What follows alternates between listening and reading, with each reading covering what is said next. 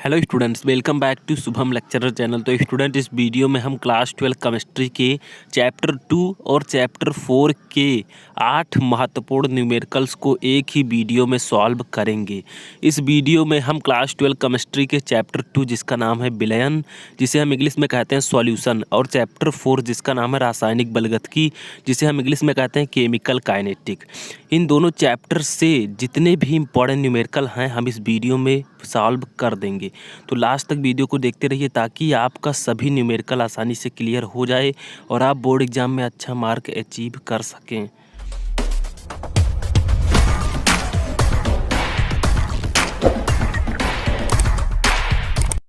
होगा इस न्यूमेरिकल को हम सॉल्व करेंगे और ये सीखेंगे कि मोलरता किस प्रकार से निकाली जाती है, मोलरता में कौन कौन सा फार्मूला लगता है।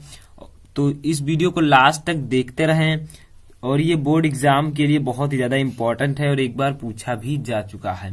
तो स्टूडेंट, चलिए हम इसे स्टेप बाय स्टेप सॉल्व करते हैं। तो मोलरता इन सब के बारे में मैं ऑलरेडी वीडियो बना चुका हूं, मोल प्रभाज, तो वो आपको डिस्क्रिप्शन में उसका लिंक मिल जाएगा, जाकर वहां से आप लोग देख सकते हैं। तो देखिए क्वेश्चन क्या है बच्चों, 5.85 ग्राम सोडियम क्लोराइड 200 मिली जल में घुला है, तो विलयन की मोलरता ज्ञात कीजिए। तो स्टूडेंट, ये क्वेश्चन तो बहुत छोटा सा लग रहा है, लेकिन इसमें फार्मूला जो लगेगा वो इंपॉर्टेंट है। तो देखिए यहां पर आपको दिया गया है अणुभार सोडियम का 23 और Cl का 35.5, ठीक है। तो ये आपको दिया गया है। तो सबसे पहले आपको ये पता होना चाहिए कि मोलरता का फार्मूला क्या होता है, ठीक है। तो मोलरता का फार्मूला मैं आपको ऑलरेडी बता भी चुका हूं और इसके बारे में एक वीडियो भी बना चुका हूं, ठीक है। आप वीडियो के डिस्क्रिप्शन में जाकर उस वीडियो को भी देख सकते हैं। तो मोलरता बराबर होता है बच्चों विलेय के मोलों की संख्या, विलेय के मोलों की संख्या, ठीक है, अपान विलयन का आयतन, विलयन का आयतन लीटर में, ठीक है, लीटर में। तो ये आपको ध्यान में रखना है कि जो विलयन का आयतन लिया जाएगा उसे हम लोग किस में लेंगे, लीटर में लेंगे, ठीक है। तो देखिए अब इस पर कैसे हम लोग वैल्यूज ज्ञात करेंगे। तो सबसे पहले आपको लिखना है कि आप वैल्यूज जो दिया गया है, तो 5.85 ग्राम सोडियम क्लोराइड, ठीक है। तो सोडियम क्लोराइड का भार कितना है, सबसे पहले देखिए NaCl का भार इक्वल टू 5.85, यानी कि इसका वेट है 5.85 ग्राम, ठीक है। अब देखिए NaCl का अणुभार कितना है, तो Na और Cl का अणुभार, ठीक है। तो इसको आपको कैसे निकालना है, तो NaCl का अणुभार, इसको आप लोगों को कैसे क्या करना है, Na यहां पर है, Cl यहां पर है, अणुभार दोनों का दिया गया है, तो दोनों के अणुभार को आपको क्या करना है, ऐड कर देना है, ठीक है। तो यहां पर देखिए Na का दिया गया है 23 और प्लस 35.5, यानी कि आपका अगर ये बराबर देखा जाए तो आ जाएगा 58.5, ठीक है।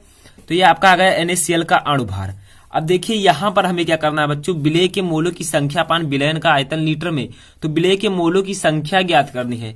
तो मोलों की संख्या का फार्मूला मैं आपको ऑलरेडी बता चुका हूं, ठीक है। तो जैसे आपको NaCl के मोलों की संख्या ज्ञात करनी है, कैसे ज्ञात करेंगे, यही आपका विलेय है, क्योंकि यहां पर आप लोग देखिए 5.85 ग्राम सोडियम क्लोराइड है, 200 मिली जल है। तो जल जो है बच्चों ये अधिक मात्रा में है, इसीलिए ये विलायक है, ठीक है। और जो कम मात्रा में होता है उसे हम लोग विलेय कहते हैं। तो इससे पहले मैं आपको बता भी चुका हूं कि विलेय, विलयन और विलायक क्या होता है चित्र की सहायता से। अगर आपने वो वीडियो नहीं देखा है तो वो भी आपको वीडियो के डिस्क्रिप्शन में मिल जाएगा, जाकर उसे भी देख लीजिए। तो देखिए NaCl के मोलों की संख्या कैसे ज्ञात करेंगे, मोलों की संख्या पहले सभी को हम लोग लिख लेते हैं, उसके बाद में फार्मूला को लगाएंगे, ठीक है। तो NaCl के मोलों की संख्या इक्वल टू NaCl का भार अपान अणुभार, ठीक है, ये फार्मूला होता है। तो देखिए NaCl के मोलों की संख्या आप कैसे ज्ञात करेंगे, तो यहां पर आप लोग देखिए 5.85 दिया हुआ है भार और अपान अणुभार कितना दिया गया है 58.5, ठीक है। अब आपको इसमें क्या करना है, इन दोनों को कट करना है, देखिए कितना आता है। तो देखिए इसको हम आसानी से कैसे सॉल्व कर सकते हैं, इसको 100 से मल्टीप्लाई कर दीजिए, ठीक है। तो 100 से मल्टीप्लाई करेंगे तो यहाँ पर 2 अंक के बाद लगा हुआ है तो 585 आ जाएगा, अपन यहाँ पर 1 अंक के बाद है तो 5850 आ जाएगा। ठीक है, अब ये आपका कट जाएगा, नीचे 10 बचेगा। अब देखिए कैसे आप लोगों को इससे इसका कितना आएगा मोलों की संख्या, तो ये n है। ठीक है, n इसे लिख सकते हैं किसके, NaCl के मोलों की संख्या को हम स्मॉल n से लिख देंगे। ठीक है, तो 1/10 आ जाएगा। देखिए यहाँ पर 1 और इसको 10 से जब डिवाइड करेंगे तो यहाँ पर नीचे 10 आएगा। ठीक है, तो n इक्वल टू हम 1/10 को क्या लिख सकते हैं, इसको हम 0.1 लिख सकते हैं। ठीक है, तो यहाँ पर आप लोग 0.1 लिख दीजिए मोलों की संख्या। ठीक है, मोल, तो इतना आ गया किसका, NaCl के मोलों की संख्या। अब देखिए आपको यहाँ पर एक चीज और दिया गया है न्यूमेरिकल में, देखिए 200 मिली जल में घुला है, तो जल की मात्रा कितनी है। ठीक है, तो जल का भी आपको यहां पर लिखना है। तो अब आपको स्टूडेंट यहां पर विलयन का आयतन दिया गया है कितना, 200 ml। ठीक है, तो आप लोग यहां पर लिख सकते हैं विलयन का आयतन, ठीक है, इक्वल टू 200 ml। 200 ml यहां पर आप लोग देख सकते हैं ऊपर क्या है, सोडियम क्लोराइड 200 मिली जल में घुला है। ठीक है, तो आपको यहां पर NaCl विलयन का आयतन कितना दिया गया है बच्चों, 200 ml। तो अब देखिए कैसे आप लोग इसे लीटर में बदलेंगे, क्योंकि यहां पर फार्मूला आपको लीटर में लगाना है। ठीक है, विलयन का आयतन लीटर में, तो लीटर में बदलने के लिए स्टूडेंट आपको क्या करना पड़ेगा, 200/1000। ठीक है, तो यहाँ पर 0 कट हो जाएगा और 2 का यहाँ पर 5 में डिवाइड हो जाएगा, तो आपका आ जाएगा इधर 1/5। ठीक है, जब आप इसको इससे डिवाइड करेंगे तो आपका कितना आएगा, 0.20 लीटर। ठीक है, तो आपका इतना आ जाएगा, विलयन का आयतन लीटर में आ चुका है। ठीक है, 0.20 लीटर। अब चलिए आगे देखते हैं क्या होगा। तो आपको अब लगाना है विलयन की मोलरता का फार्मूला। ठीक है, तो मोलरता का फार्मूला मैंने आपको ऊपर बताया है, यहाँ पर विलेय के मोलों की संख्या पान विलयन का आयतन लीटर में। देखिए विलेय के मोलों की संख्या यहाँ पर मैंने ज्ञात किया 0.1 मोल और विलयन का आयतन इतना आया है। अब इन्हीं दोनों को डिवाइड कर देना है, आपका आंसर आ जाएगा। ठीक है, तो चलिए देखते हैं क्या होगा आगे। तो यहाँ पर आपको क्या लिखना है, देखिए हमें लिखना है विलयन की मोलरता। ठीक है, विलयन की मोलरता, तो हमने लिखा है स्टूडेंट विलेय के मोलों की संख्या अपान विलयन का आयतन लीटर में। यहां पर हमने फार्मूला लिखा है तो हम इसी का जो है वैल्यू रख देंगे। तो देखिए विलेय के मोलों की संख्या कितनी है, तो विलेय मैंने आपको बताया था NaCl है, तो NaCl के मोलों की संख्या यहाँ पर हमने यहाँ पर इसकी वैल्यू ज्ञात की तो 0.1 आया। ठीक है, तो आप लोग क्या कीजिए, यहाँ पर विलेय के मोलों की संख्या 0.1 रख दीजिए और विलयन का आयतन कितना आया, 0.20 भी लीटर में। ठीक है, अब आप लोग अगर इसको डिवाइड करेंगे तो 100 से यहाँ पर गुणा कर दीजिए, आपका आंसर आ जाएगा। कैसे, जब 0.1 को 100 से गुणा करेंगे तो आपका कितना आ जाएगा, 10 और इसको जब आप इससे गुणा करेंगे तो आपका आ जाएगा 20।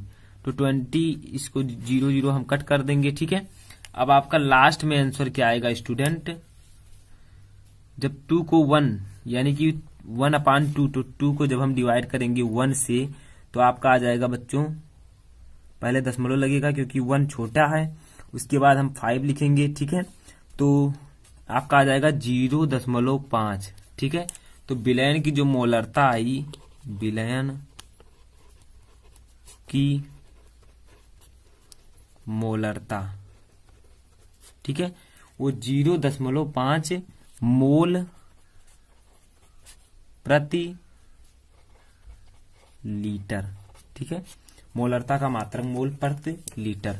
तो ये है स्टूडेंट विलयन की मोलरता को निकालने का, ये आपका आंसर आ चुका है। इस क्वेश्चन का जो हमने ऊपर लिखा है वो उसका सॉल्यूशन है। ठीक है, तो विलयन की जो मोलरता आएगी स्टूडेंट वो 0.5 मोल पर लीटर आएगी। तो कर लीजिएगा। तो देखिए क्या है क्वेश्चन न्यूमेरिकल कि 72 ग्राम जल और 92 ग्राम एथिल अल्कोहल के मिश्रण में दोनों का मोल प्रभाज ज्ञात कीजिए। यानी कि 72 ग्राम जल दिया गया है और 92 ग्राम एथिल अल्कोहल यानी कि C2H5OH है, ठीक है, दोनों का मिश्रण है और पूछा जा रहा है कि दोनों का मोल प्रभाज ज्ञात कीजिए, ठीक है। तो इसका सूत्र तो हम जानेंगे, लेकिन सबसे पहले मैंने आपको बताया था कि सबसे पहले आप न्यूमेरिकल सॉल्व करने से पहले आप न्यूमेरिकल्स को पढ़ें, उसके बाद जो न्यूमेरिकल में दिया गया है उसको लिखें, यही सब ट्रिक है। तो देखिए 72 ग्राम जल दिया गया है, यानी कि जल का आपको भार दिया गया है, तो लिख लेते हैं जल का भार, ठीक है, जो कि दिया गया है 72 ग्राम, तो लिख लेते हैं 72 ग्राम। उसके बाद में दिया गया है एथिल अल्कोहल का भार, यानी कि C2H5OH का भार, जो कि दिया गया है स्टूडेंट 92 ग्राम, यानी कि 92 ग्राम, ठीक है। विलयन में इन दोनों का भार अलग अलग दिया गया है। अब पूछा जा रहा है कि दोनों का मोल प्रभाज ज्ञात कीजिए, यानी कि आपको जल का भी और एथिल अल्कोहल का भी मोल प्रभाज ज्ञात करना है। तो जल और एथिल अल्कोहल का मोल प्रभाज अलग अलग ज्ञात करना है। इसका सूत्र तो मैं ऑलरेडी आपको बता चुका हूं जब मैंने मोल प्रभाज पढ़ाया था, ठीक है। आप सर्च कर सकते हैं मोल प्रभाज शुभम लेक्चरर, अगर पढ़ना चाहते हैं तो जाकर देख सकते हैं। लेकिन इसका एक सूत्र होता है, वो सूत्र क्या है, देखिए जल का मोल प्रभाज मान लीजिए आपको निकालना है, तो जल के मोलों की संख्या अपान फिर से जल के मोलों की संख्या और प्लस जो दिया गया है साथ में एथिल अल्कोहल के मोलों की संख्या। और उसके बाद में देखिए अगर आपको निकालना है एथिल अल्कोहल का, ठीक है, तो इसका कैसे निकाल सकते हैं, तो एथिल अल्कोहल के मोलों की संख्या ऊपर लिख दीजिए, नीचे फिर एथिल अल्कोहल के मोलों की संख्या लिखिए और प्लस जो दिया गया है, यानी कि जिसका आपको मोल प्रभाज ज्ञात करना है उसको ऊपर और नीचे दोनों स्थान पर लिखना है और जो साथ में है उसको बगल में लिख देना है प्लस करके नीचे, ठीक है। तो इस प्रकार से आपको निकालना है। अब आप सोच रहे होंगे कि मोलों की संख्या कैसे निकालें, जैसे एथिल अल्कोहल के मोलों की संख्या, तीनों जगह जो है मोलों की संख्या दी गई है, जल में भी यही दिया गया है मोलों की संख्या। तो इसके मोलों की संख्या निकालने का फार्मूला होता है जो मैं आपको बताऊंगा, ठीक है। वो फार्मूला होता है जैसे मान लीजिए किसी भी पदार्थ का निकालना है, चाहे जल का चाहे एथिल अल्कोहल का, तो आपको उसका भार और उसका अणुभार लिख देना है, आपका मोलों की संख्या निकल जाएगा। जैसे देखिए यहाँ पर दिया गया है जल का भार दिया गया है, इसका अणुभार हम निकाल लेते हैं पहले, ठीक है, तब हम मोलों की संख्या ज्ञात करेंगे। जब मोलों की संख्या मिलेगी तभी मोल प्रभाज ज्ञात होगा। तो देखिए जल का अणुभार, तो अणुभार को हम कैसे निकालते हैं, तो इसका होता है H2O और H2O का जो अणुभार होगा वो कितना होगा, तो H है, H का अणुभार होता है 1, तो 1 कितनी बार है, 2 बार, तो 1 + 1 2 और प्लस O का ऑक्सीजन का जो अणुभार होता है वो 16 होता है, तो 16 और 2 18, यानी कि जल का अणुभार 18 मिल गया, ठीक है। अब आगे देखिए, अब हम निकालेंगे एथिल अल्कोहल का अणुभार C2H5OH का अणुभार। अब जब हम अणुभार निकाल लेंगे तो इसका मोलों की संख्या ज्ञात करेंगे, मोलों की संख्या निकाल लेंगे, बस मोल प्रभाज हम फाइनली प्राप्त कर लेंगे। तो C2H5OH का मोल प्रभाज जो होता है कार्बन का होता है आपका 6, ठीक है, तो 6 है तो 2 दिया, यानी कि कार्बन का 12 होता है अणुभार, तो 12 जो है C2 दिया गया है तो 12 का 2 से गुणा यानी कि 24, ठीक है, और प्लस H है 5 दिया गया है तो 1 का 5 में गुणा 5 हो जाएगा, प्लस O दिया गया है, O का होता है 16 और प्लस H का 1, जब सभी को जोड़ेंगे तो फाइनली 46 आ जाएगा, ठीक है, समझ में आया। अब देखिए अब हमें मोलों की संख्या ज्ञात कर लेनी है, तब इस फार्मूले पर रखना है। तो देखिए अब हम पहले ज्ञात कर लेंगे जल के मोलों की संख्या, जल के मोलों की संख्या, ठीक है, इक्वल टू आपका हो जाएगा कितना, जल के मोलों की संख्या होगा, जल का भार कितना दिया गया, देखिए ऊपर 72 ग्राम, तो 72 अपान जल का अणुभार कितना दिया गया है 18, ठीक है, तो 18 का जब 72 में हम करेंगे तो ये आपका आ जाएगा 18 का 4, ठीक है, जब इसको डिवाइड करेंगे तो 18 × 4 72, ठीक है, तो ये आपका फाइनली आ जाएगा 4। जल के मोलों की संख्या निकल गई। अब हम C2H5OH के मोलों की संख्या ज्ञात करेंगे।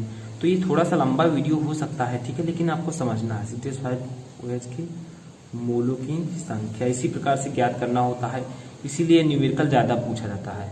तो इसके मोलों की संख्या अगर आपको ज्ञात करना है तो इसका भार लिखना होगा, भार देखिए ऊपर 92 दिया गया था, ठीक है, तो लिख देंगे 92 अपान अणुभार कितना दिया गया है 46 आया है, तो 46 का 2 यानी कि इसको कट करेंगे तो आपका फाइनली 2 आ जाएगा C2H5OH की मोलों की संख्या। अब देखिए हमें दोनों का निकालना था, क्वेश्चन में दिया गया था कि जल का और एथिल अल्कोहल का अलग अलग ज्ञात कीजिए। तो चलिए अब हम ज्ञात कर लेते हैं इस फार्मूले की सहायता से। तो जल का मोल प्रभाज बराबर होता है जल के मोलों की संख्या प्लस एथिल अल्कोहल के मोलों की संख्या। तो हम जल का मोल प्रभाज लिख देंगे, जल का मोल प्रभाज, ठीक है। अब फार्मूले से हम लगा देंगे, फार्मूला क्या है, जल के मोलों की संख्या। तो जल के मोलों की संख्या ऊपर देखिए कितना निकाला हमने, ये 4 निकाला है, ठीक है। तो हम लिख देंगे 4 अपान जल के मोलों की संख्या फिर है तो 4 और प्लस एथिल अल्कोहल के मोलों की संख्या। तो एथिल अल्कोहल के मोलों की संख्या ये हमने 2 निकाला है, ठीक है। तो हम लिख देंगे यहाँ पर 2। तो जब हम इसे डिवाइड करेंगे तो 4 अपान 6 आ जाएगा। अब 6 आने पर आपका जो जल का मोल प्रभाज हो जाएगा फाइनली, तो जल का मोल प्रभाज, ठीक है, तो कितना आ जाएगा, तो वो आपका सिंपली आ जाएगा जब हम 4 को 6 से डिवाइड करेंगे, ठीक है, इसका डिवाइडेशन करेंगे तो आपका 0.666, तो ये आपका हो जाएगा जल का मोल प्रभाज। अब हमें जल और एथिल अल्कोहल का अलग अलग निकालना था, तो अब हम एथिल अल्कोहल का भी निकाल लेंगे। तो उसके लिए भी फार्मूला लगभग सेम है, ये फार्मूला लगा देंगे, ठीक है। तो हम लगा देंगे इसको। तो देखिए लिखते हैं यहाँ पर हम लोग एथिल अल्कोहल का मोल प्रभाज, एथिल अल्कोहल का मोल प्रभाज, ठीक है। कैसे निकालेंगे, फार्मूला ऊपर लिखा है, देख लीजिए सिंपली। तो इसके लिए एथिल अल्कोहल के मोलों की संख्या पहले लिखेंगे, तो ये हमारा 2 आया था, ठीक है। और फिर एथिल अल्कोहल के मोलों की संख्या जिसकी हमें मोल प्रभाज ज्ञात करना होगा उसको ऊपर नीचे दोनों जगह लिखेंगे। तो 2 प्लस और जल के मोलों की संख्या कितनी आई थी, हमने ऊपर ज्ञात किया था, देखिए ऊपर दिया गया है 4, ठीक है। तो हम 4 लिख देंगे यहाँ पर सिंपली 4, ठीक है। आप देखिए ये आपका हो जाएगा 2 अपान 6, 4 2 6, ठीक है। तो ये आपका आ जाएगा फाइनली 0.333, ठीक है। तो ये इस प्रकार से आ जाएगा आपका। तो ये हो जाएगा किसका, C2H5OH यानी कि एथिल अल्कोहल का मोल प्रभाज। तो देखिए हमने अलग अलग निकाल लिया, सिंपल है। 3 स्टेप इसमें आपको फॉलो करने होंगे जो कि मैं आपको भी बताऊंगा, ठीक है। कौन कौन से स्टेप, देखिए दोनों हो गया, एक ही आंसर एक ही आंसर, ठीक है, राइट आंसर होगा। तो देखिए क्या क्या आपको करना है इस न्यूमेरिकल में। सबसे पहले न्यूमेरिकल को पढ़ना है, जो कुछ दिया गया है लिखना है। फिर हमें जल का भार तो दिया गया है, लेकिन इसके फार्मूले में जो है मोलों की संख्या है। तो जल के मोलों की संख्या मान लीजिए हमें निकालना है, तो इसका अणुभार भी निकालना होगा। तो अणुभार निकल जाएगा सूत्र से, तो इस दोनों को डिवाइड कर देंगे तो मोलों की संख्या आ जाएगी, ठीक है। अब मोलों की संख्या आ जाने पर हम इस फार्मूले में अप्लाई कर देंगे, जो फार्मूला हमने आपको बताया था, बस आपका मोल प्रभाज निकल देखना होगा। तो देखिए फर्स्ट क्वेश्चन क्या है, ये न्यूमेरिकल 2.25 ग्राम ग्लूकोज का अणुभार दिया गया है 180 को 25 ग्राम जल में घोलने पर, ठीक है, हिमांक में 0.93 डिग्री सेल्सियस की कमी होती है, यानी कि हिमांक में अवनमन, ठीक है, इतना दिया गया है। जल के मोलल अवनमन स्थिरांक की गणना कीजिए। तो ये न्यूमेरिकल आपको कैसे सॉल्व करना है तो समझिए। सबसे पहले हम यहाँ पर लिख देंगे सॉल्यूशन या सॉल्व लिख देंगे, ठीक है। अब सबसे पहले हमने न्यूमेरिकल को पढ़ा, ठीक है। अब हम क्या करेंगे, इसमें जो वैल्यूज दी गई हैं उसको हम लिखेंगे। जैसे दिया गया है 2.25 ग्राम ग्लूकोज को 25 ग्राम जल में घोला गया। तो देखिए जल कितना है 25 ग्राम, ग्लूकोज कितना है 2.25 ग्राम, यानी कि जल की मात्रा अधिक है तो ये विलायक होगा, अगर और इसकी मात्रा कम है तो ये विलेय होगा, ठीक है। जिसकी मात्रा कम होगी उसे हम विलेय कहेंगे, जिसकी मात्रा अधिक होगी उसे हम विलायक कहेंगे। तो देखिए विलेय का अणुभार है, ठीक है, तो हम लिख देंगे विलेय का अणुभार, और विलेय क्या है आपका, ग्लूकोज है, ठीक है। सॉरी, यहाँ पर आप लिखेंगे विलेय का भार, ठीक है। कितना दिया गया है आपको, तो ये दिया गया है, इसको हम लोग डिनोट करेंगे स्मॉल w से, ठीक है, स्मॉल w से। तो देखिए कितना दिया गया है आपको 2.25 ग्राम, ठीक है। आप इसे ग्लूकोज का भार भी कह सकते हैं या विलेय का भार, ठीक है। अगला देखिए हमें दिया गया है 25 ग्राम जल में, तो ये है आपका विलायक का भार, या फिर लिख सकते हैं आप जल का भार, ठीक है, जल का भार। इसे हम लोग डिनोट करेंगे कैपिटल W से, ठीक है।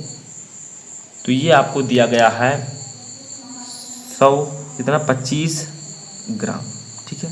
समझ में आ रहा है, पहले वैल्यूज को लिख लें जो कुछ भी इस न्यूमेरिकल में दिया गया है।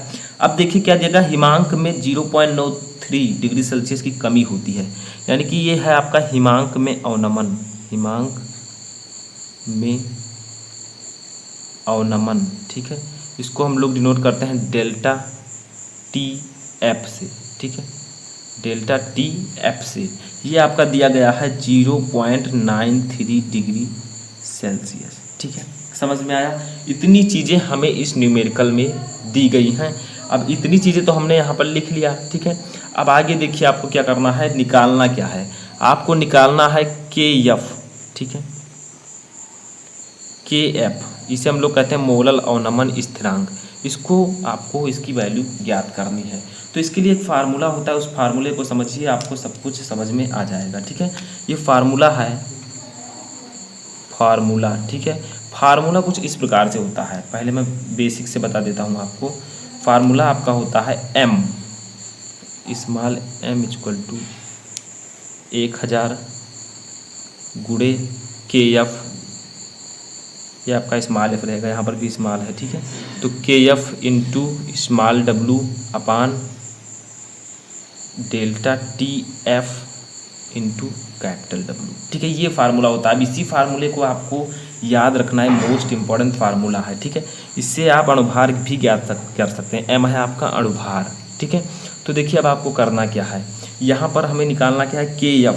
तो इस KF को हमें इधर कर देना, बाकी इधर सब कुछ, ठीक है। तो हम देखिए इसको इससे गुणा कर देंगे, तो देखिए क्या बचेगा, m into delta TF into W, capital W है ये, ठीक है, अपान, अब ये 1000 गुणे W हम नीचे ले आएंगे, तो 1000 गुणे स्मॉल w, ठीक है, इक्वल टू आपका इधर बचेगा KF, ठीक है। ये इस प्रकार से रहेगा, नीचे रहेगा, ठीक है, इस प्रकार से KF, ठीक है। ये आपका बचा। अब आगे देखिए, ये फुल K है यानी कि कैपिटल, ठीक है। अब देखिए KF को हम इधर कर देते हैं, थोड़ा सा आपको समझना है। तो KF equal to M into del TF into capital W upon 1000 गुणे स्मॉल w, ठीक है। अब देखिए हमें वैल्यूज़ को यहीं पर रख देना है और हमें KF निकालना था, तो हम KF को ऐसे ही लिखेंगे। KF इक्वल टू आपका हो जाएगा M कितनी दी गई है आपकी, तो M देखिए कितना दिया गया है, ऊपर आप लोग देख सकते हैं यहाँ पर। तो देखिए हमने M को नहीं लिखा था, तो M जो दिया गया है आपका यहाँ पर देखिए 180, ठीक है। तो हम यहाँ पर लिख देते हैं M इक्वल टू 180, ये दिया गया था, ठीक है। तो हम यहाँ पर चलिए उसको अप्लाई कर देते हैं। तो M इक्वल टू 180 है, डेल TF यानी कि हिमांक में अवनमन कितना था आपका 0.93 गुणे कैपिटल W देखिए कितना है ऊपर, ये 25 ग्राम, ठीक है। तो हम लोग यहाँ पर 25 लिख देंगे अपान 1000 गुणे स्मॉल w की वैल्यू कितनी थी, तो स्मॉल w की वैल्यू थी 2.25 ग्राम, ठीक है, ग्लूकोज था। तो ये आपका हो जाएगा, ठीक है। अब आप इसे सॉल्व कर लीजिए। तो KF इक्वल टू आपका हो जाएगा, पहले इन तीनों को गुणा कर दीजिए आपस में, तो कितना आएगा, तो देखिए जब आप इसको मल्टीप्लाई करेंगे 180 गुणे 0.93 गुणे 25, ठीक है, तो आपका आएगा 4185, ठीक है, इंटू 1000 है। तो देखिए 2.25 है, तो 2 अंक के बाद पॉइंट लगा है दशमलव, तो 2 जीरो ऐसे कट जाएगा, 1 जीरो और, तो यानी कि 2250 जब आप गुणा करेंगे, ठीक है, तो इतना आ जाएगा। अब देखिए फाइनली जो KF की वैल्यू आएगी, ठीक है, KF इक्वल टू आपका आ जाएगा, जब इसको आपस में आप भाग देंगे तो आपका फाइनली जो आंसर आएगा वो आएगा 1.86 केल्विन किलोग्राम प्रति मोल, ठीक है। तो ये इसका मात्रक होता है मोलल अवनमन स्थिरांक का। तो ये आपका आंसर आ जाएगा। तो इस प्रकार से आप किसी भी न्यूमेरिकल को आसानी से लगा सकते हैं। इस फार्मूले को याद रखिएगा बस। अगर अणुभार भी निकालना है, बाकी सब दिया गया है, तो भी आप लगा सकते हैं, ठीक है। इसमें से कुछ भी किसी भी वैल्यू को आप ज्ञात कर सकते हैं आगे। तो देखिए क्वेश्चन क्या है स्टूडेंट, शुद्ध बेंजीन का किसी ताप पर वाष्प दाब 6 से 40 mmHg है। एक आवासशील विद्युत अपघट्य ठोस है जिसका भार 2.75 ग्राम है, ठीक है। अब देखिए 39 ग्राम बेंजीन में डाला गया, ठीक है। विलयन का वाष्प दाब जो है 600 mmHg है। अब ठोस पदार्थ का अणुभार ज्ञात कीजिए। तो बच्चों इसमें कौन सा फार्मूला लगेगा मैं आपको अभी बताऊंगा। तो सबसे पहले क्वेश्चन को समझिए बारीकी से। एक बेंजीन है, शुद्ध बेंजीन है, जिसका वाष्प दाब 6 से 40 mmHg है, ठीक है। अब क्या किया जाता है, उसमें एक अवाष्पशील विद्युत अपघट्य जो कि ठोस है उसे डाला जाता है। उस ठोस का भार है 2.75 ग्राम। अब देखिए 39 ग्राम बेंजीन में डाला गया है, 39 ग्राम बेंजीन है, ठीक है। अब विलयन का वाष्प दाब जो है 600 mmHg है। ये तो विलायक का वाष्प दाब था, ये विलयन का वाष्प दाब है, ठीक है। अब ठोस पदार्थ का अणुभार ज्ञात कीजिए। तो बहुत इजी है, ये फार्मूले पर लगेगा स्टूडेंट। तो देखिए फार्मूला क्या है, इस फार्मूले पर ये लगेगा P0 P minus PS upon PO equal to N upon small n upon capital N। ठीक है, अभी मैं बताऊंगा ये फार्मूला कैसे लगेगा। तो सबसे पहले जो इसमें दिया गया है स्टूडेंट उसे लिख लेते हैं। तो यहां पर आप लोगों को क्या समझने की जरूरत है, ठीक है, यहां पर आप लोग समझिए इसमें विलायक कौन है और विलेय कौन है। तो देखिए बेंजीन जो है बच्चों ये 39 ग्राम है, तो ये क्या है, विलायक है। और जो ये थोड़ा सा है बच्चों 2.75 ग्राम ठोस है विद्युत अपघट्ट, ये विलेय है और ये विलायक है। ठीक है, तो विलयन में दो चीजें होती हैं, विलेय विलायक। मैं ऑलरेडी बता चुका हूं, जो कम मात्रा में होता है उसे विलेय, जो ज्यादा मात्रा में होता है उसे विलायक कहते हैं। तो चलिए सॉल्व करते हैं स्टेप बाय स्टेप, जो इसमें दिया गया है उसको लिखते हैं। तो देखिए शुद्ध बेंजीन का किसी ताप पर वाष्प दाब 6 से 40 mmHg है, यानी कि बेंजीन का वाष्प दाब कितना है, P0 इक्वल टू कितना है स्टूडेंट, 640 mmHg, 640 mmHg। ठीक है, सिंपल है। और दूसरा देखिए क्या है, एक आवासशील विद्युत अपघट्ट ठोस जिसका भार 2.75 ग्राम है। आप देखिए बच्चों ये 2.75 ग्राम कम मात्रा में है, बेंजीन ज्यादा मात्रा में है, तो ये विलेय होगा। तो हम लोग लिख सकते हैं बच्चों यहां पर विलेय का भार। ठीक है, तो लिख दीजिए सिंपल तरीके से विलेय का भार जो कि एक विद्युत अपघट्ट है उसकी वैल्यू कितनी दी गई है, देखिए यहां पर सिंपल तरीके से 2.75 ग्राम। तो लिख दीजिए 2.75 ग्राम।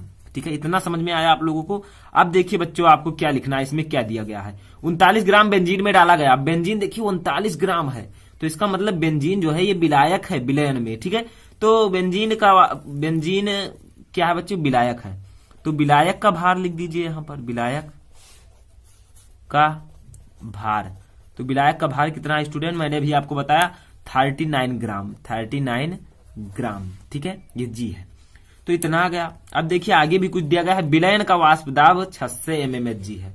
देखिए यहां पर विलयन का वाष्प दाब 600 mmHg है, तो लिख दीजिए विलयन के वाष्प दाब को हम लिखेंगे PS, यानी कि सॉल्यूशन, यस से सॉल्यूशन। ठीक है, तो ये है वाष्प दाब, तो इसका कितना है बच्चों वाष्प दाब 600 mmHg। अब बच्चों यहां पर जो है आपको निकालना क्या है, ठीक है, तो आपको सिंपली जो निकालना है स्टूडेंट वो है स्मॉल, तो हमें निकालना है स्टूडेंट स्मॉल m की वैल्यू। स्मॉल m है स्टूडेंट अणुभार। ठीक है, तो कैसे निकालेंगे, तो फार्मूला तो मैंने आपको बता दिया यही लगेगा, लेकिन इसमें स्मॉल m है ही नहीं, तो कैसे हम लोग इसे निकालेंगे समझिए। तो देखिए इस फार्मूले को हम लोग यहां पर लिख लेते हैं, किस फार्मूले से ये न्यूमेरिकल लगने वाला है। ठीक है, तो यहां पर हम लोग लिख देते हैं फार्मूला। फार्मूला क्या है स्टूडेंट, P0 मैंने अभी आपको बताया है, P0 माइनस PS अपान P0। आप इसे P0 नहीं P केवल भी लिख सकते हैं। ठीक है, केवल P। अब ये आपका है small n upon capital N। ठीक है, अभी मैंने आपको बताया है यहां पर। अब यहां पर इसकी ये है क्या, जो यहां पर दिया गया है ये है क्या, P0 क्या है स्टूडेंट, ये है विलायक का वाष्प दाब। ठीक है, विलायक का वाष्प दाब। और PS क्या है स्टूडेंट, ये है विलयन का वाष्प दाब। और P0 क्या है स्टूडेंट, ये है विलायक का वाष्प दाब। ठीक है, तो इतना आप लोगों को समझ के रखना है, तभी आप ये न्यूमेरिकल लगा पाएंगे।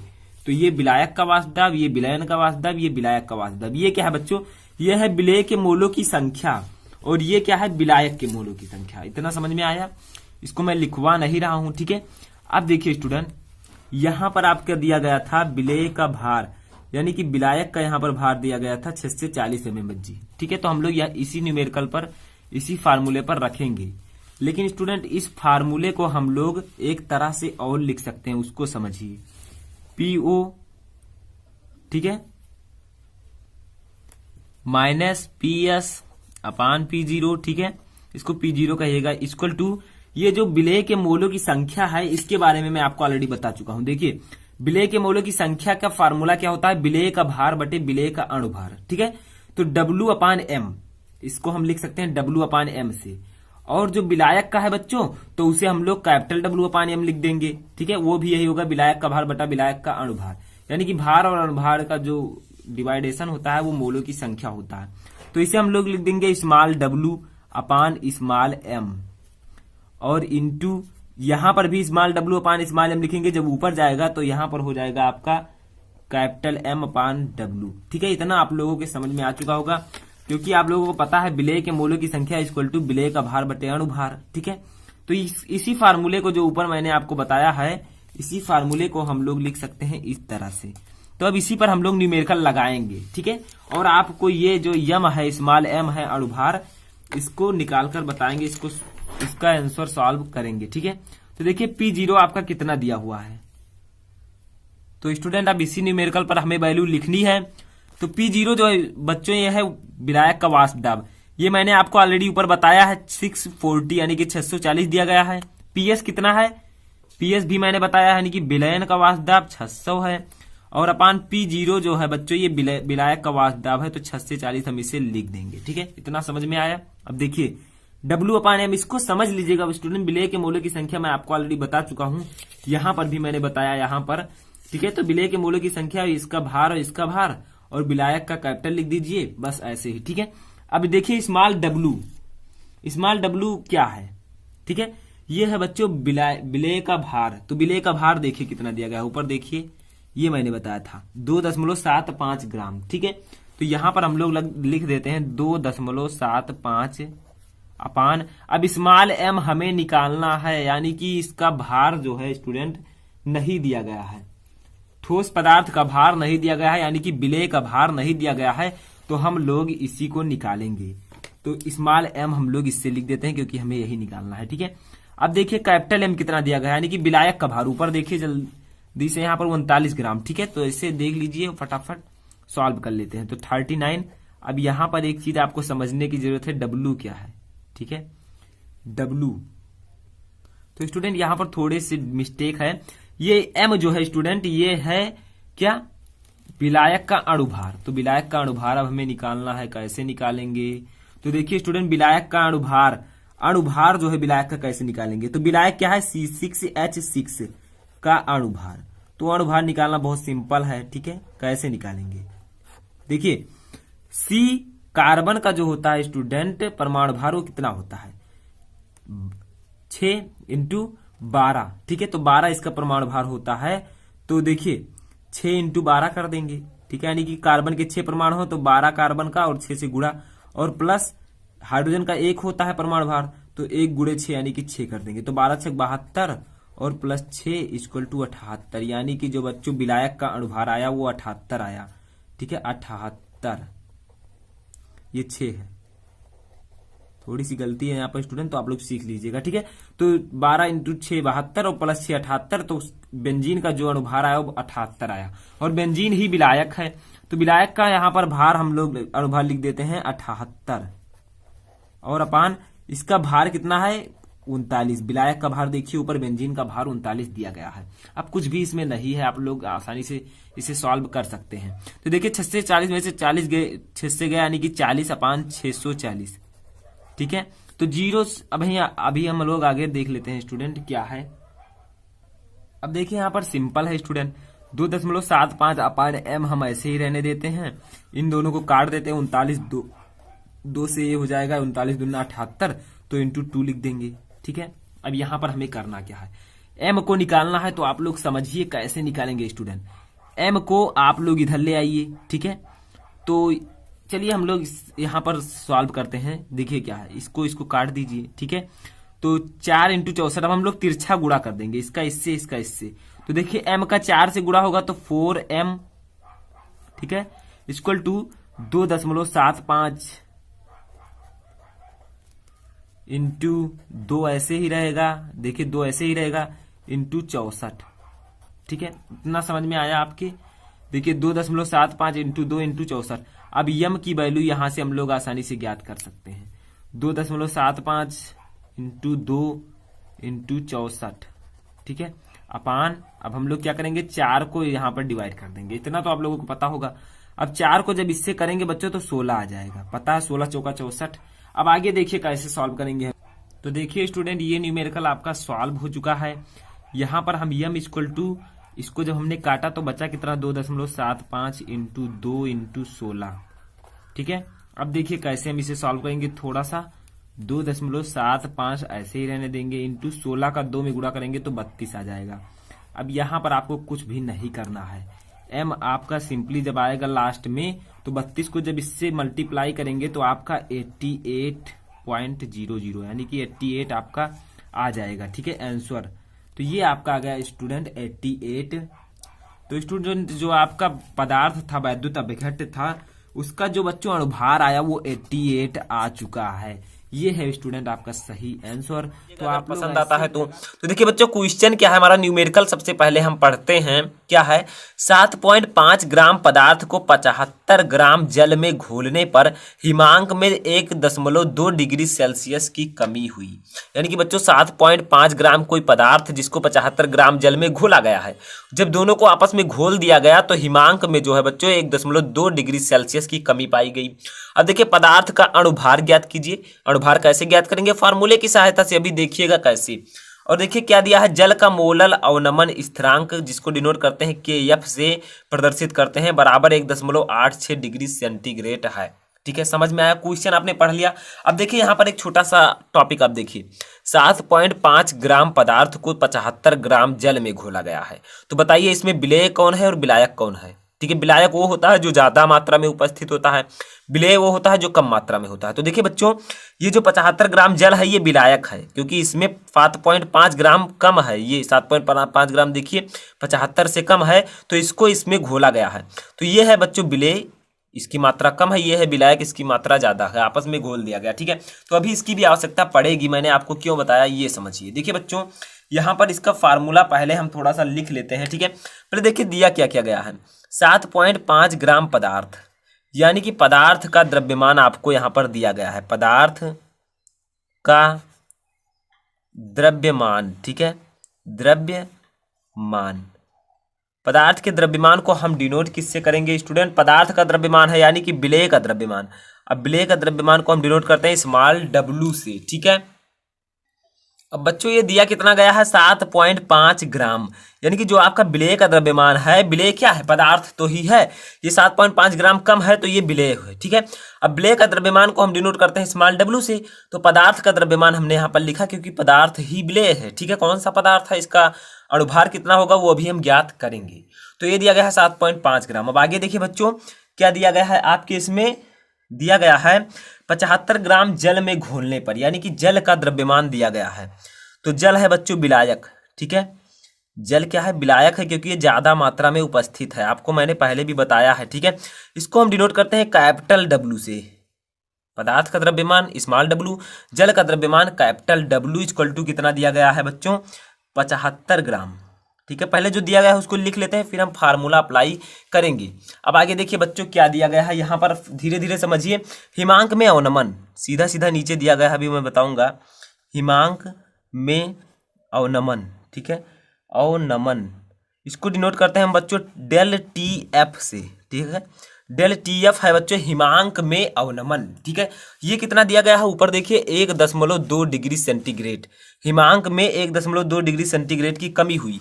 हिमांक में अवनमन कितना हुआ 1.2 सेंटीग्रेड। ठीक है, यानी कि बच्चों इसमें कमी कितनी हुई, हिमांक में अवनमन का मतलब हिमांक में कमी, जिसको प्रदर्शित करते हैं डेल TF से बराबर 1.2 डिग्री सेल्सियस। ठीक है, अब आगे बढ़िए बच्चों। अब आपके सामने क्या दिया गया है इसको समझिए। जल के लिए मोलल अवनमन स्थिरांक, मोलल अवनमन स्थिरांक कितना दिया गया है इसको लिख लीजिए। मोलल अवनमन स्थिरांक, स्थिरांक, और जिसको हम लोग डिनोट करते हैं बच्चों किससे, KF से। ठीक है, मैंने नीचे अभी लिखा है, ये देखिए ये कितना दिया गया है, जल का मोलल अवनमन स्थिरांक KF equal to 1.86 degree centigrade. ठीक है, समझ में आया, इतनी चीजें आपको दी गई हैं। अब आपको निकालना क्या है बच्चों, आपको निकालना है अणुभार, जिसे हम लोग डिनोट करते हैं स्मॉल w स्मॉल m से।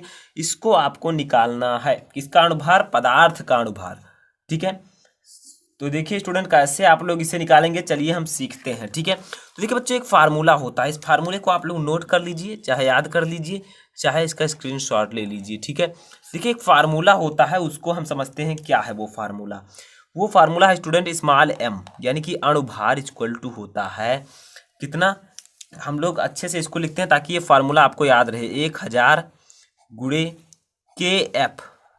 KF, उसके बाद में गुणे small w upon del TF into, ठीक है, इंटू कैपिटल W, ये फार्मूला आपका होता है। देखिए सभी वैल्यूज आपको दी गई हैं। देखिए क्या होता है बच्चों, किसी भी पदार्थ का अगर आपको अणुभार ज्ञात करना है तो इक्वल टू 1000 गुणे KF गुणे small w upon del TF गुणे W, ठीक है। सभी को मैंने आपको बताया ये क्या है, KF क्या है बच्चों, KF है आपका मोलन अवनमन स्थिरांक, ठीक है।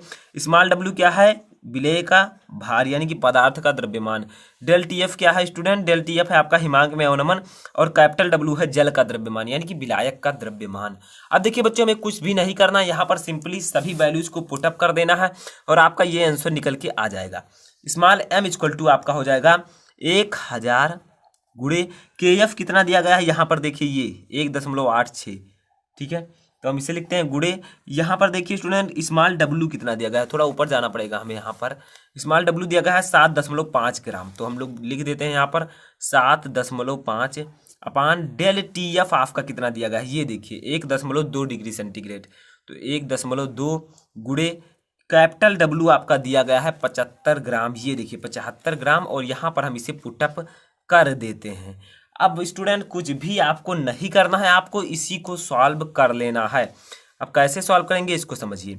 स्मॉल m इक्वल टू आपका कैसे आएगा, तो स्टूडेंट अब जब आप 1000 गुणे 1.86 गुणे 7.5 को आपस में मल्टीप्लाई करेंगे तो आपका आ जाएगा 13,950, ठीक है।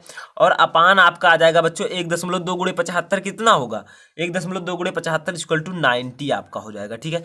जब आप इन दोनों को कट करेंगे, जैसे आप जब 13,950 को 90 से भाग देंगे तो आपका सिंपल आ जाएगा 155, ठीक है। इन दोनों को जब आप अपने में कट करेंगे, ठीक है, तो m इक्वल टू जो आपका लास्ट में अणुभार आया पदार्थ का वो आपका आ गया है बच्चों 155, ठीक है। बस आपका यही हो गया आंसर।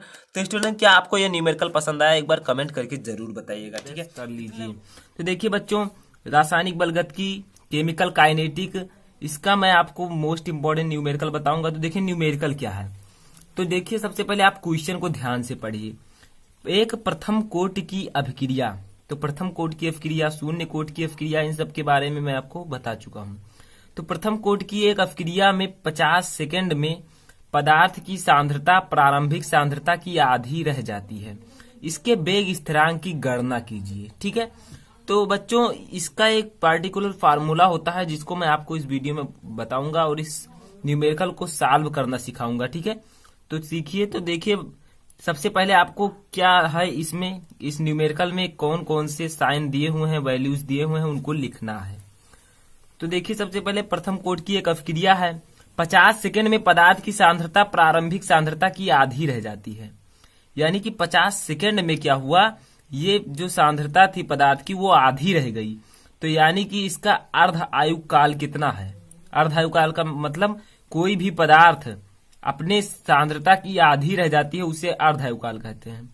तो अर्ध आयु काल को बच्चों डिनोट करते हैं हम लोग, यहाँ पर देखते हैं अर्ध आयु काल जो आपके क्वेश्चन में दिया है, सबसे पहले उसको लिखिए अर्ध आयु काल, ठीक है। तो इसकी थ्योरी जो है मैं पहले ही पढ़ा चुका हूं आपको।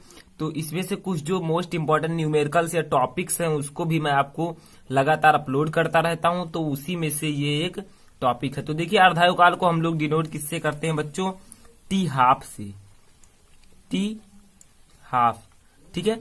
तो इसे हम लोग डिनोट करते हैं टी हाफ से।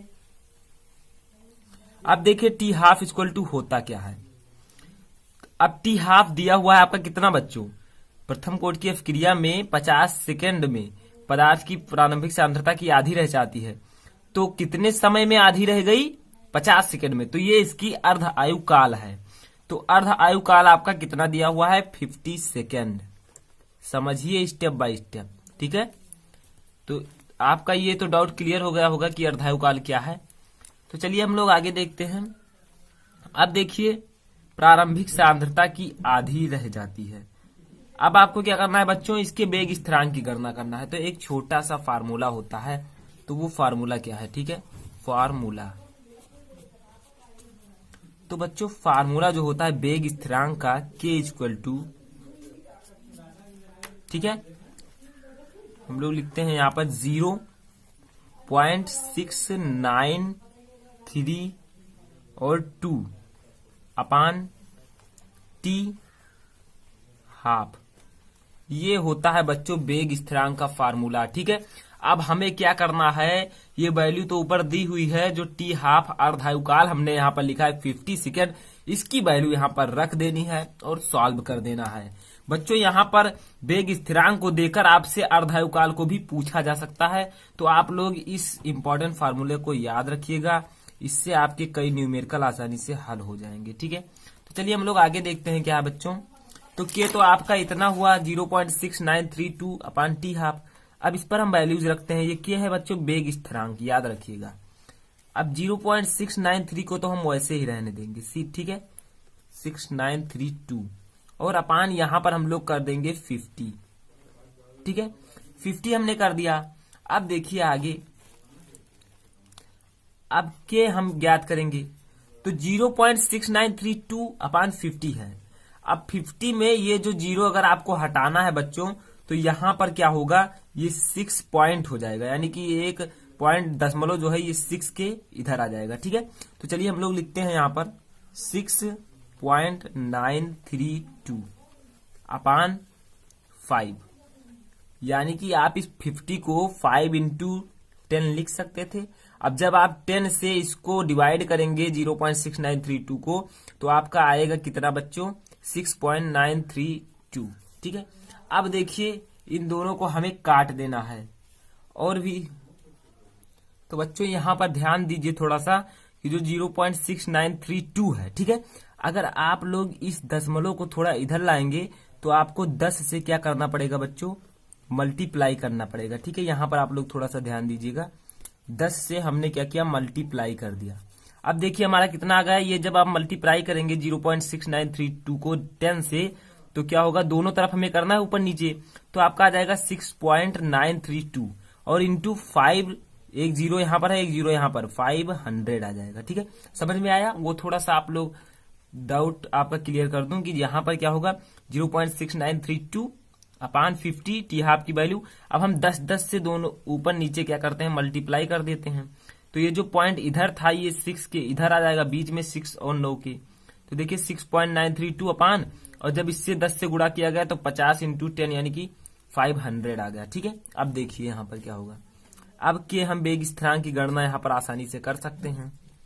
तो देखिए 6.932, ठीक है, 6.932 अपान क्या लिखते हैं हम लोग बच्चों, 500 को हम क्या लिख सकते हैं, यहां पर देखिए आप लोग रफली देख लीजिए, 5 इंटू 10 के पावर 2 लिख सकते हैं।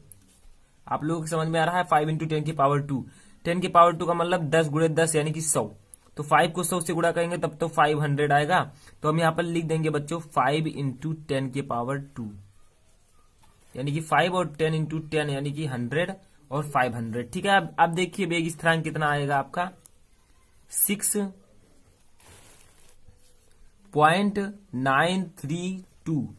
अब जब आप इसको 10 के पावर 2 है ऊपर ले जाएंगे तो 10 के पावर -2 हो जाएगा और अपान 5।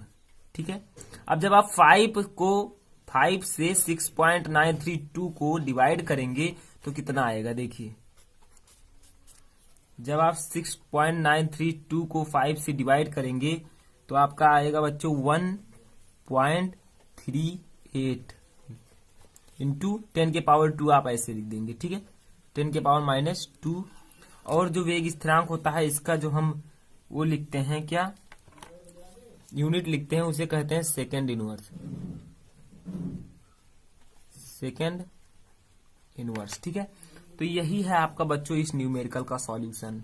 पूरा सॉल्यूशन आप लोगों के आशा करता हूं समझ में आ चुका होगा। सॉल्व करेंगे तो स्टूडेंट हो सके तो इस वीडियो को ज्यादा से ज्यादा लाइक कीजिएगा ताकि मुझे मोटिवेशन मिले, मैं आपके लिए वीडियो बना सकूं। तो चलिए स्टूडेंट देखते हैं न्यूमेरिकल क्या है, हम इसे कैसे सॉल्व करेंगे स्टेप बाय स्टेप फार्मूले की सहायता से। तो देखिए न्यूमेरिकल हमारा है, एक प्रथम कोटि की अभिक्रिया का अर्ध आयुकाल 60 मिनट है। ठीक है, अब कितने समय में अभिक्रिया 90% पूर्ण हो जाएगी, यानी कि एक अभिक्रिया हो रही है स्टूडेंट, जो कि प्रथम कोटि की अभिक्रिया है। अब इसका अर्ध आयुकाल कितना है, 60 मिनट है। अब ये पूछ रहा है कि कितने समय में अभिक्रिया 90% पूरी हो जाएगी। तो चलिए हम समझते हैं कैसे इसको सॉल्व करेंगे। तो देखिए सबसे पहले हमें पढ़ना होगा, इस न्यूमेरिकल को हमने पढ़ा, अब लिखना होगा जो इसमें दिया गया है। देखिए अर्ध आयुकाल इसमें दिया गया है, तो अर्ध आयुकाल को हम डिनोट करते हैं बच्चों, प्रदर्शित करते हैं टी हाफ से। ठीक है, तो अर्ध आयुकाल टी हाफ कितना दिया गया है बच्चों, ऊपर देखिए 60 मिनट। ठीक है, 60 मिनट। स्टेप बाय स्टेप समझिएगा, थोड़ा सा टाइम लग सकता है लेकिन आपको न्यूमेरिकल 100% आ जाएगा। दूसरा देखिए कितने समय में अभिक्रिया 90% पूर्ण हो जाएगी, इसे हम बाद में देखेंगे। ठीक है, यानी कि हमें फिर समय पूछा जा रहा है। तो चलिए हम आगे बढ़ते हैं बच्चों। सबसे पहले हमें टी हाफ दिया गया है, अब यहां से हम सॉल्व करेंगे। तो देखिए अगर टी हाफ दिया गया बच्चों तो हम के निकाल सकते हैं। के क्या है, वेग स्थिरांक। अब हम यहां पर वेग स्थिरांक निकाल लेते हैं। वेग स्थिरांक का फार्मूला होता है 0.693 अपान, ठीक है, टी हाफ। फार्मूला शायद आप लोगों ने पढ़ा हो, मैंने भी इसे पढ़ाया है फार्मूले को। ठीक है, तो इसका भी फार्मूला होता है वेग स्थिरांक का कि 0.693 अपान अर्ध आयुकाल। अब इसी पर बच्चों हम लोग फार्मूले पर रख देते हैं वैल्यूज को, और देखिएगा अभी हमारा वेग स्थिरांक आ जाएगा 0.693 अपान टी हाफ की वैल्यू कितनी है, ऊपर देखिए ये 60 मिनट है, तो हम लोग यहाँ पर 60 रख देते हैं। अब यहाँ पर बच्चे अक्सर जो है धोखा खाते हैं। कैसे, आप लोग समझिए यहाँ पर कैसे यहाँ पर सॉल्व नहीं कर पाते हैं। बहुत सारे बच्चे सोचते हैं यहाँ पर 3 अंक के पहले दशमलव लगा है, यहाँ पर कुछ नहीं लगा है, कैसे इसे सॉल्व करें हम। तो सिंपल है, आप लोग चिंता मत कीजिए। देखिए 3 अंक के बाद दशमलव लगा हुआ है तो हम इसे 1000 से गुणा कर देते हैं, 1000 से अपान। अब जब ऊपर कर दिया गया है तो नीचे भी हमें करना होगा, तो यहां पर भी हम कर देते हैं। ठीक है, समझ लीजिए स्टेप बाय स्टेप। अब देखिए जब हमने 1000 से गुणा कर दिया तो ये पॉइंट जो है हट जाएगा और बचेगा सिर्फ 693 यानी कि 693, और यहां पर बचेगा 60 गुणे 1000। ठीक है, अब 60 का 1000 से गुणा करेंगे तो बचेगा क्या, इसको समझिए, 693 बटा 60,000। ठीक है, 40। अब देखिए कैसे हम आगे सॉल्व करेंगे स्टेप बाय स्टेप। अब के देखिए हम क्या कर देते हैं यहाँ पर बच्चों, 693 हम ऐसे रहने देते हैं अपान, इसको हम लिख सकते हैं 6 गुणे 10 के घात 4। देखिए 1 2 3 4 0 है तो 4 हम लिख सकते हैं। ठीक है, अब चलिए इधर थोड़ा सा सॉल्व कर देते हैं। हम लोग क्या लिखेंगे, देखिए 693 ऐसे ही रहने देंगे और अपान हम कर देंगे 6। अब देखिए यहां पर 10 की घात 4 है नीचे, और ऊपर जाएगा तो 10 की घात -4 हो जाएगा। आप लोग तो समझ रहे होंगे ना, समझिए स्टूडेंट, क्योंकि आप क्लास 12 में हैं, आप लोगों को इतना तो समझना ही है। अब देखिए हम यहां पर के स्टूडेंट अपना निकाल लेते हैं कि हमारा कितना आएगा। 6 से हम इसको काट देते हैं, 6 का 1, 6 का 1 अन्नम 6, 6 1 अन्नम 6 और 6 पंचे 30.5, इतना आपका आएगा। ठीक है, इसको भाग करने पर तो देखिए बच्चों हम लोग यहां पर अब लिख देते हैं 115। ठीक है, और 0.5 गुणे 10 के घात -4। देखिए 115.5 आया और गुणे 10 की घात -4 आ गया, और यहां पर हम लिख देंगे मिनट इनवर्स। वेग स्थिरांक का मात्रक होता है मिनट इनवर्स। ठीक है, तो इतना हमारा स्टूडेंट वेग स्थिरांक आ गया। अब ये भी आप सोच रहे होंगे कि वेग स्थिरांक मैंने क्यों निकाला, हमें इसकी क्या जरूरत थी। इसी की जरूरत है स्टूडेंट, इसी के कारण हम क्या निकाल लेंगे अपना, कि 90% अभिक्रिया कब पूरी होगी। समझ में आया, पहले आपने इतना समझा कि वेग स्थिरांक हमने कैसे निकाला। ठीक है, इतना आप लोग समझ गए होंगे सिर्फ एक ही फार्मूले से। वो फार्मूला क्या है, पहले मैं इसे हाईलाइट कर देता हूं, ये है वो फार्मूला। इसी फार्मूले से हमने वेग स्थिरांक को फाइंड किया है, जो कि 115.5 आया है। अब चलिए हम निकालते हैं कि अभिक्रिया कितने समय में 90% पूरी हो जाएगी। ठीक है, तो चलिए देखते हैं। तो स्टूडेंट प्रथम कोटि की अभिक्रिया के लिए वेग स्थिरांक का एक फार्मूला होता है। वो फार्मूला क्या होता है, के है बच्चों वेग स्थिरांक। ठीक है, प्रथम कोटि की अभिक्रिया के लिए वेग स्थिरांक को के से प्रदर्शित करते हैं। तो के इक्वल टू एक फार्मूला होता है 2.303 अपान टी। ठीक है, अपान टी इंटू लॉग ये अपान a माइनस एक्स। ठीक है, ये फार्मूला होता है बच्चों कि k इक्वल टू वेग स्थिरांक equal to 2.303 upon T log a upon a minus X, जहां टी समय है, ये है प्रारंभिक सांद्रता और a माइनस एक्स है अभिक्रिया के बाद सांद्रता। ठीक है, तो अब हम इसे सॉल्व करते हैं बच्चों। देखिए हम इसी फार्मूले से समय निकालेंगे, तो टी को जब हम बच्चों यहां पर लाएंगे, टी निकालने के लिए यहां पर t इक्वल टू, तो कितना हो जाएगा, ये k यहां पर नीचे आ जाएगा, t ऊपर चला गया, तो देखिए फार्मूला हमारा कुछ इस प्रकार से बन जाएगा 2.303 अपान k और log a upon a minus x. ये फार्मूला आप लिख सकते हैं, उसी फार्मूले को लिख सकते हैं बच्चों। यहां पर k के स्थान पर हमने t लिख दिया और t के स्थान पर k लिख दिया। अब इसी फार्मूले पर हम लगाएंगे अपना वेग स्थिरांक का मान और इसे सॉल्व कर लेंगे। तो चलिए देखते हैं कैसे सॉल्व करते हैं हम इसे। तो देखिए t हमें निकालना है समय, ठीक है, क्वेश्चन में। अब देखिए क्या होगा बच्चों, यहां पर 2.303 को हम ऐसे ही रहने देंगे और k हमारा कितना आया था, मैंने अभी अभी आपको बताया स्टूडेंट, ये देखिए k हमारा आया था 115.5 गुणे 10 की घात माइनस 4। तो हम इसी वैल्यू को यहां पर पुटअप कर देते हैं, 115.5 गुणे 10 के पावर माइनस 4। ठीक है, अब यहां पर आपको समझने की जरूरत है, क्वेश्चन में था बच्चों आपके कि कितने समय में अभिक्रिया 90% पूरी हो जाएगी। तो देखिए बच्चों, जब अभिक्रिया शुरू नहीं हुई थी तो इसकी प्रारंभिक सांद्रता कितनी थी, ये है प्रारंभिक सांद्रता, तो ये थी बच्चों आपकी 100, ठीक है, अपान, और ये प्रारंभिक सांद्रता 100 थी और कितनी परसेंट पूरी हुई अभिक्रिया, 90%। तो इस प्रकार से हम इसे लिख देंगे, समझ में आ रहा है स्टूडेंट आपके, इस प्रकार से हम इसको लिख देंगे। देखिए t इक्वल टू इतना हमने वैल्यू k का यहां पर रखा, log 100 यानी कि प्रारंभिक सांद्रता 100 और फिर नीचे 100 और जितनी परसेंट पूरी हुई है, 90% पूरी हुई तो 90 लिखेंगे, 80 होता तो 80 लिखते, 70 होता 70, जो होता वो यहां पर हम लिखते। ठीक है, अब ये इसी से हम t की वैल्यू निकाल लेते हैं। देखिए अब देखिए बच्चों 2.303 अपान 115.5 और 10 की घात माइनस 4 को जब ये नीचे है ऊपर जाएगा तो हो जाएगा 10 की घात 4। समझ में तो आ रहा होगा ना। अब देखिए बच्चों log 100 को हम ऐसे ही रहने देते हैं, ठीक है, और अपान 10 100 माइनस 90 को हम लिख देते हैं कितना, 10। समझ में आया, ये तो आप इतना समझ सकते हैं, इतने भी छोटे नहीं है। ठीक है, तो चलिए आगे बढ़ते हैं बच्चों, अब इसे सॉल्व करते हैं हम। t इक्वल टू आपका आ जाएगा, जब हम इन दोनों को डिवाइड करेंगे, यानी कि 2.303 को डिवाइड करेंगे 115.5 से, तो हमारा कुछ जो कैलकुलेशन आएगा वो इस प्रकार से आएगा 0.0199। ठीक है, और गुणे 10 की घात 4 हम ऐसे रहने देंगे, और देखिए इनटू log हमारा जो है बच्चों, log ये जो 10 का हम 100 यानी कि 100 को काटेंगे 10 से तो हमारा 10 का 10 यहां पर आ जाएगा। ठीक है, तो हम लोग यहां पर लिख देते हैं बच्चों 10।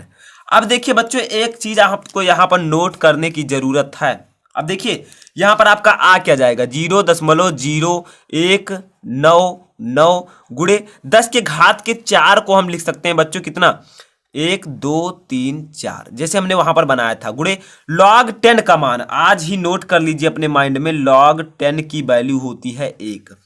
ठीक है, तो log 10 का वैल्यू जो होता है बच्चों वो 1 होता है, तो 1 यहां पर हम लिख देंगे। अब देखिए बच्चों हमारा समय कितना आ जाएगा, सिंपली जो आप लोग समझ सकते हैं, बहुत ही सिंपल है। अब देखिए पॉइंट यहां पर कितने अंक के बाद लगा है, 1 2 3 4 अंक के बाद, और जीरो यहां पर कितना है, 4 जीरो है, तो हमारा सीधा सीधा जो आंसर आएगा बच्चों वो 199 यानी कि 199, और टी का समय का मात्रक है मिनट, तो 199 मिनट आ जाएगा हमारा आंसर।